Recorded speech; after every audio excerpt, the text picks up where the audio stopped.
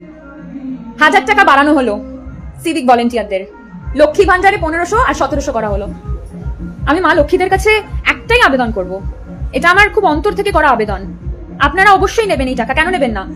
আপনাদেরই ট্যাক্সের টাকা, এটা আপনাদের কাছে আসছে, অবশ্যই নেবেন, আপনার হক আছে, এটা সরকারি প্রকল্প, আপনি নিতে বাধ্য।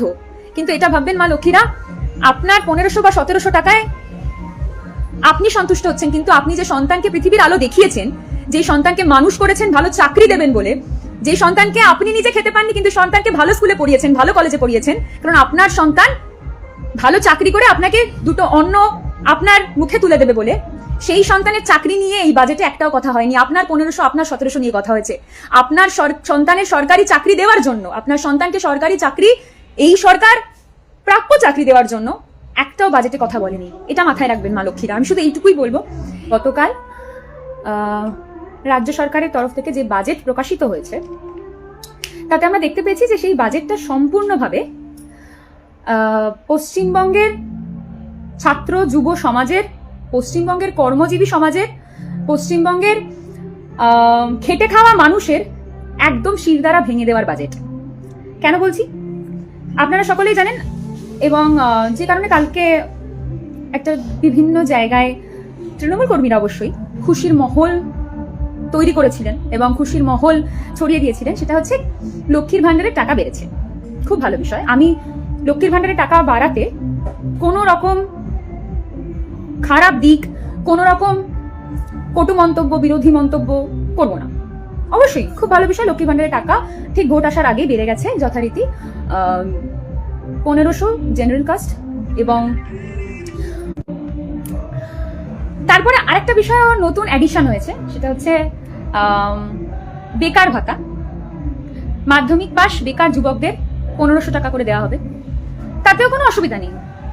আমি খুব খুশি, পশ্চিমবঙ্গের মানুষ হিসেবে খুব খুশি যে অবশ্যই বেকার যুবকদের হাতেও টাকা আসবে, ভাতার টাকা আসবে, অর্থাৎ ভিক্ষার টাকা আসছে, কোনো অসুবিধা নেই। তারপর আমরা দেখতে পেলাম যে সিভিক ভলেন্টিয়ারদের 1000 টাকা বৃদ্ধি হয়েছে আগের থেকে, কোনো অসুবিধা নেই। সিভিক ভলেন্টিয়াররাও তাদের এই যে ভিক্ষার টাকা 1000 টাকা বেশি পাচ্ছে, তাদের মাইনে। ডিএর লড়াই হলো, সেটাও আমরা দেখলাম যে সুপ্রিম কোর্ট রায় দেওয়ার পর 4% ডিএ বাড়লো।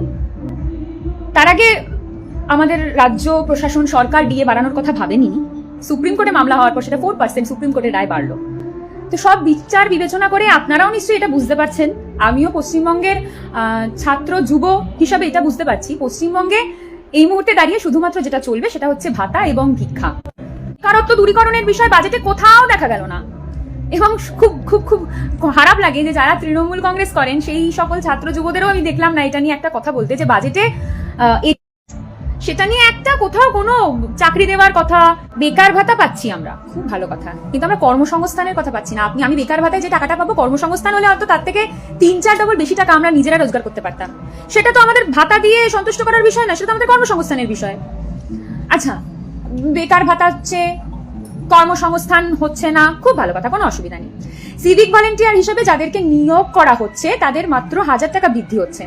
তারা সিভিক ভলেন্টিয়ার না হয়ে যদি তাদেরকে সত্যিকারের ভালো প্রশিক্ষণ দিয়ে তাদেরকে যদি পুলিশ হিসাবে কর্মরত করা যেতে পারতো, তাদের যদি পুলিশের চাকরি দেওয়া যেতে পারতো, তাহলে তো আজকে ভিক্ষা বা ভাতার প্রয়োজন হতো না।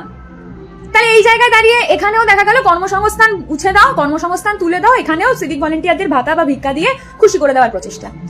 কেউ একটাও ছাত্র যুব সমাজ একজনও কেউ এই বাজেট নিয়ে, এই বাজেটের যে ভাবনা, ভাতায় মানুষকে সন্তুষ্ট করার যে ভাবনা, তার বিরোধিতা একজনও করলো না। এটা সব থেকে বেশি অবাক করলো আমাকে।